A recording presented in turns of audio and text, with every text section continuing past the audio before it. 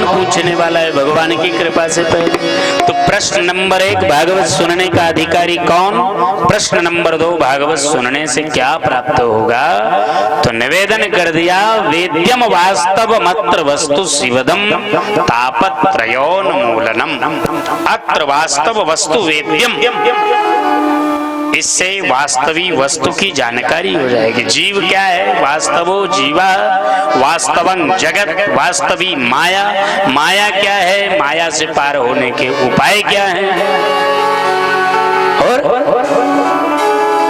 वास्तवी माया, वास्तवं जगत, जगत क्या है, जगत का स्वरूप क्या है, माया क्या है, माया से पार होने के उपाय क्या, जीव क्या है और जीव का कर्तव्य क्या है। ये 3 प्रश्न। चौथे, भगवान यदि सर्वशक्तिमान है तो उसे अवतार लेने की आवश्यकता क्यों पड़ती है। भगवान यदि सर्वशक्तिमान है, अरे भाई भगवान रावण को मारने के लिए थोड़ी आए, जो उन्हें रावण को भगवान मारे वही रावण के महारावण, रावण के बाप को समझिए, बलशाली शास्त्र बाहु को, परशुराम जी। तो राम का काम क्या था, परशुराम ही से हो जाता। भगवान के आने का मूल कारण क्या है। 5वां प्रश्न, महाराज भगवान किस किस अवतार में कहां कहां आए और क्या क्या उस अवतार का उद्देश्य।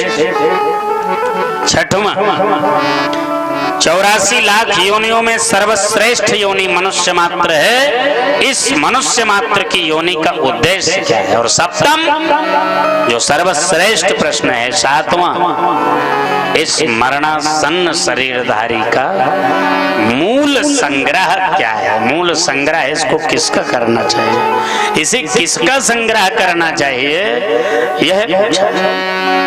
ये किसका संग्रह कर, इसे संग्रह किसका करना चाहिए। यह 7 प्रश्न किया।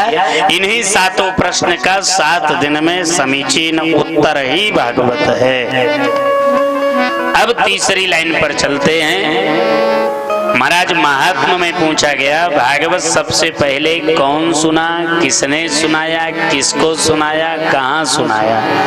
ये भागवत इस संसार में सबसे पहले किनके बीच में हुई। तो बड़ा सुंदर एक स्थान का नाम लेते हैं। देखिए संसार में 2 तीर्थ बड़े श्रेष्ठ हैं। एक तीर्थों के राजा हैं, नाम आपको मालूम। तीर्थों के राजा का क्या नाम है, बोलो, बहनें बोलेंगे। प्रयागराज, तीर्थराज प्रयाग सुकर्मा, बोला करो। अच्छा, मुन्ना से कुछ कह दिया करो, चल जाएगा, जो ने हम बोलेंगे वही। अच्छा, न मुड़िए, थोड़ा हिला दिया करो ना, थोड़े ऐसे टेढ़ा मेढ़ा कर दिया। और जब हम कहें कि हाँ कि नहीं तो ऐसे करके ऐसे किया करो, जो न दोनों में चल जाए। अच्छा, पर कुछ ना कुछ किया क्या। तो तीर्थराज कौन, प्रयाग, तीर्थों के राजा। और एक तीर्थों के दुल्हा, तीर्थों के दुल्हा महाराज कौन, तीर्थ पर नैमिष विख्याता। तीर्थों के दुल्हा नैमिषारण्य। कौन तीर्थ, नैमिषारण्य, लखनऊ के पास, सीतापुर से जुड़ा हुआ ये नैमिषारण्य है, और ये प्रयागराज है। दोनों विशेष क्यों हैं, इसलिए कि प्रयागराज में राम कथा का प्रादुर्भाव हुआ। प्रयागराज में मुनियों के संगम से राम कथा का, मुनियों के मंथन से, जैसे अरणी और मंथन के घर्षण से, मथानी के घर्षण से, अरणी और मथानी के मंथन से आग उत्पन्न होती है, उसी प्रकार से जब सत्संगी लोग इकट्ठा होते हैं ना, तो उनके संयोग से किसी न किसी विशेष पारमहंसीय पारमार्थिक चर्चा परिचर्चा का प्राकट्य होता है। चर्चा परिचर्चा पारमार्थिक प्राकट्य हो। प्रयागराज में भरद्वाज जी के आश्रम में, भरद्वाज आश्रम तो देखे हैं ना, पहले गंगा जी यहाँ तक बहती थी। भरद्वाज जी का आश्रम गंगा जी के तट पर था। वो अकबर साहब की देन है जो घुमाई करके मोड़ करके गंगा जी को बिल्कुल संकुचित कर दिया। नहीं तो गंगा मैया यहाँ तक थी। भरद्वाज मुनि की कुटिया गंगा की गोद में लहराती हुई थी। कभी कभी भरद्वाज, जैसे आजकल हमारे हनुमान जी को गंगा जी नहलाती हैं ना, नहलाने आती हैं, ऐसे कभी कभी भरद्वाज जी की पूरी कुटिया को गंगा मैया पावन कर जाती थी, धो ही जाती थी महाराज, उनकी गोद में था। और भरद्वाज मुनि प्रयागराज में बसते हैं महाराज। भरद्वाज मुनि बसहि प्रयागा, तिनहि राम पद अति अनुरागा। बसहि प्रयागा,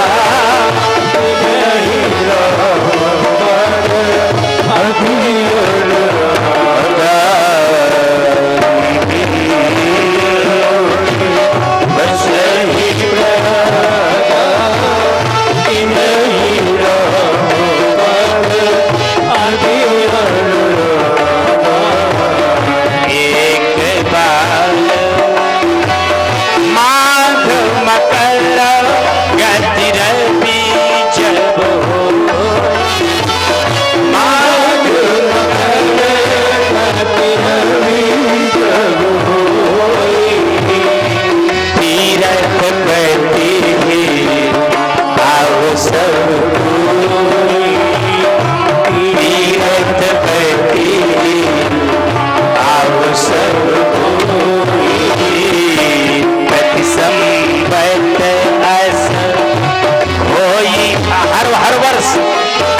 होता है ना अपने प्रयागराज, और जगह हर वर्ष नहीं होता। कभी हरिद्वार में, कभी नासिक में, कभी उज्जैन में और कभी प्रयागराज में। कुंभ तो चारों जगह पर कभी कभी, पर हमारे प्रयागराज में प्रति संपत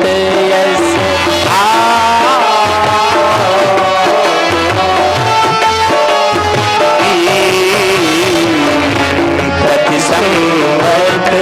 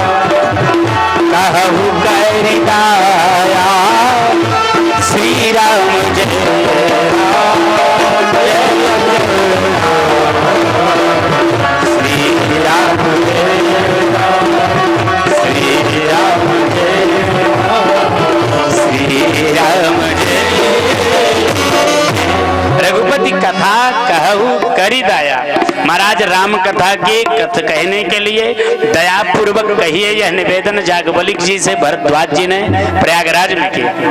तो प्रयागराज राम कथा की जननी है, प्रयागराज राम कथा का आविर्भाव स्थल है, प्रयागराज महाराज राम कथा का प्राकट्य स्थल है।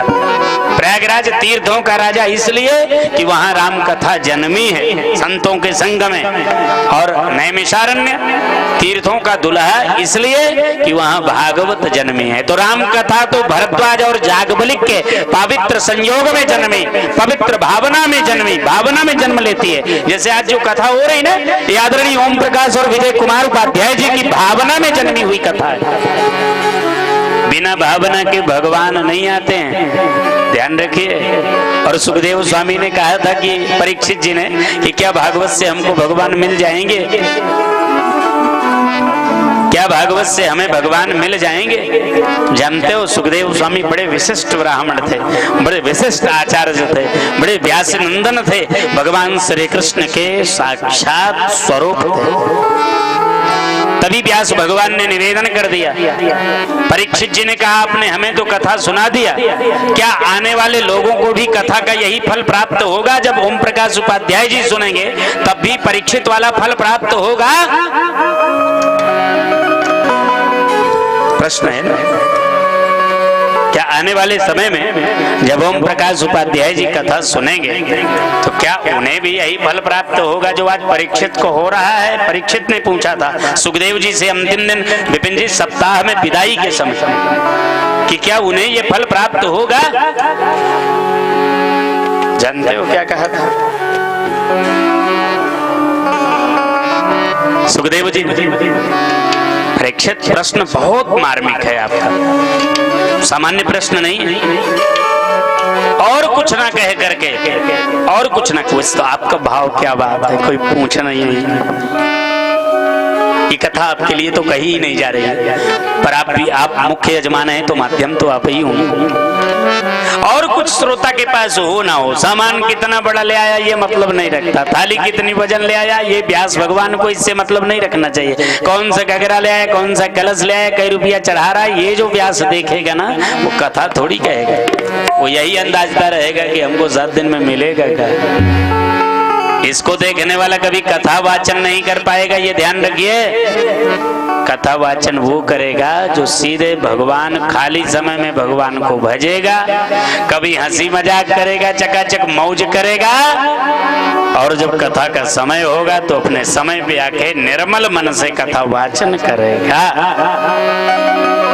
तो आज परीक्षित ने कितना सुंदर प्रश्न किया, क्या आने वाले निकटतम भविष्य में 5000 वर्ष के पहले भागवत सुनी थी परीक्षित ने, तो क्या आने वाले कलयुग में जब जब लोग कथा सुनेंगे तो यही फल प्राप्त होगा? जानते हो सुखदेव जी ने क्या कहा?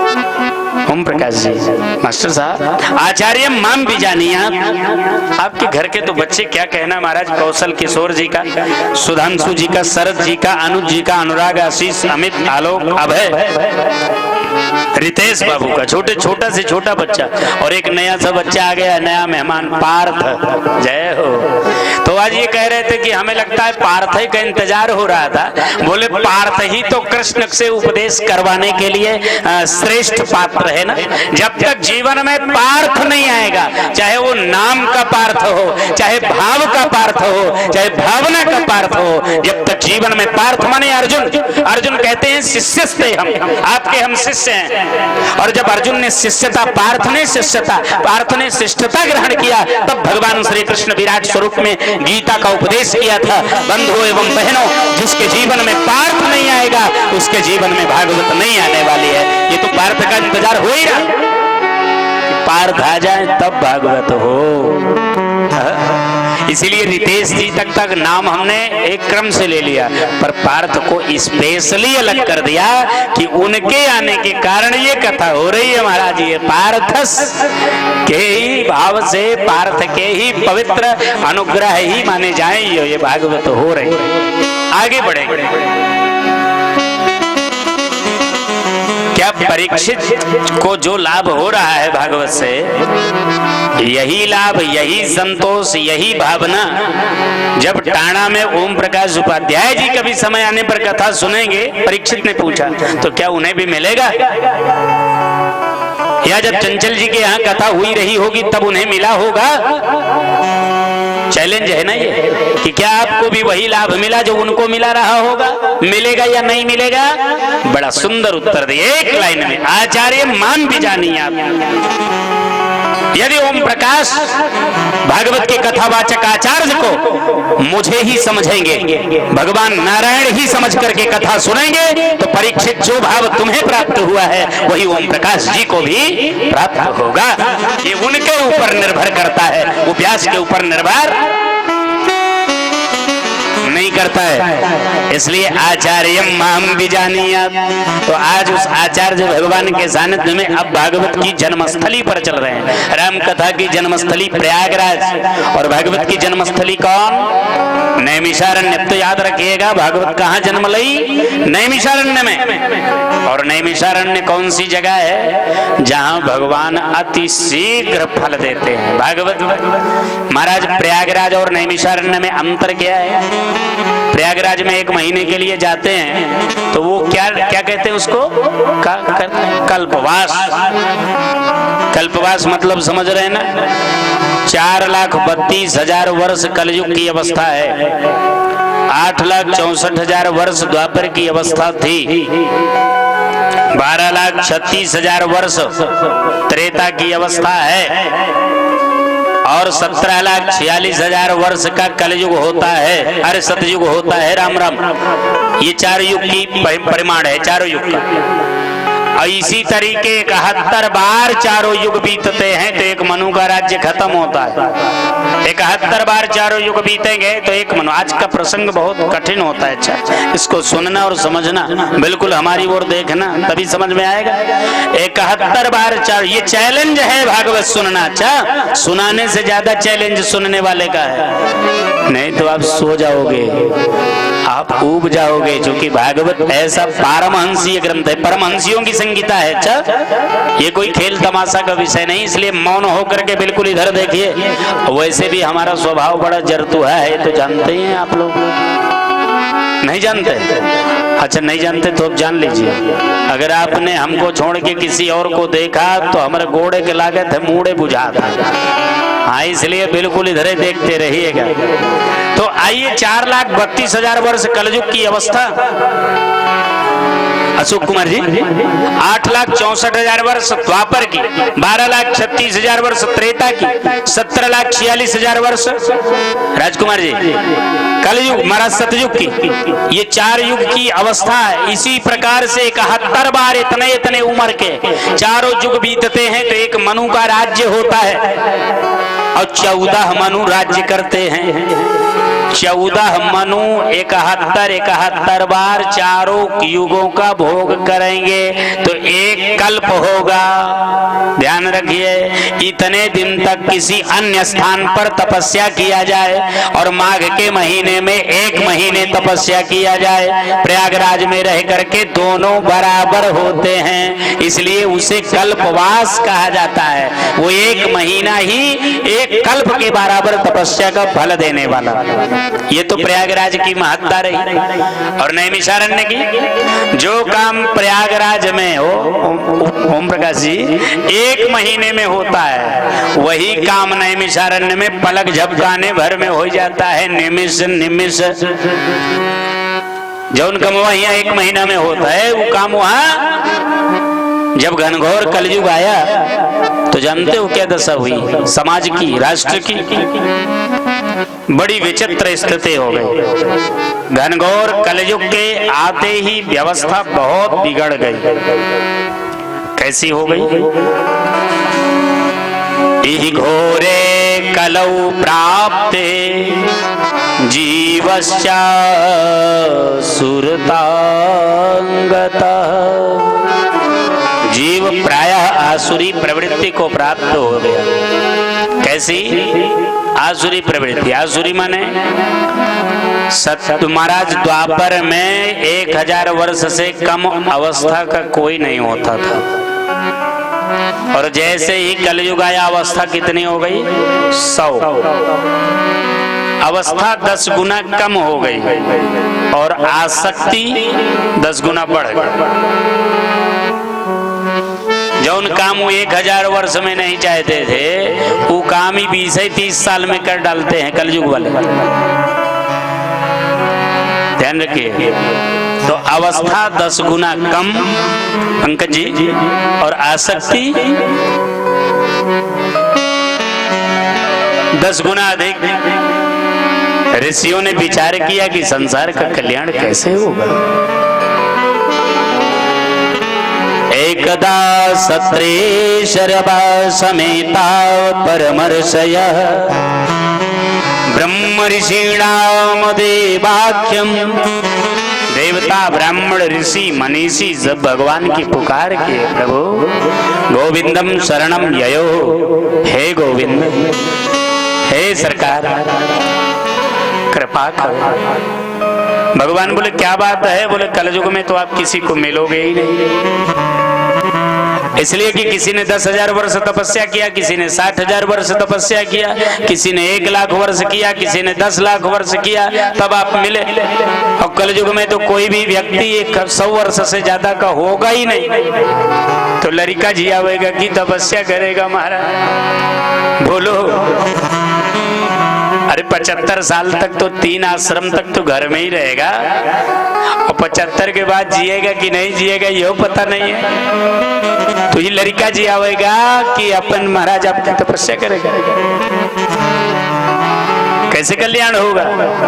भगवान ने ऋषियों से प्रसन्न होकर के चक्र छोड़ा और बोले जहां ये गिरेगा चक्र, वहां से 1 योजन की दूरी तक के क्षेत्र को निमिषक क्षेत्र कहेंगे, और वहां से 4 योजन दूर तक के क्षेत्र को नैमिषारण्य कहेंगे। नैमिष जंगल। 4 योजन माने 16 कोस। 4 कोस का 1 योजन, 16 कोस माने 48 किलोमीटर चारों तरफ नैमिषारण्य है।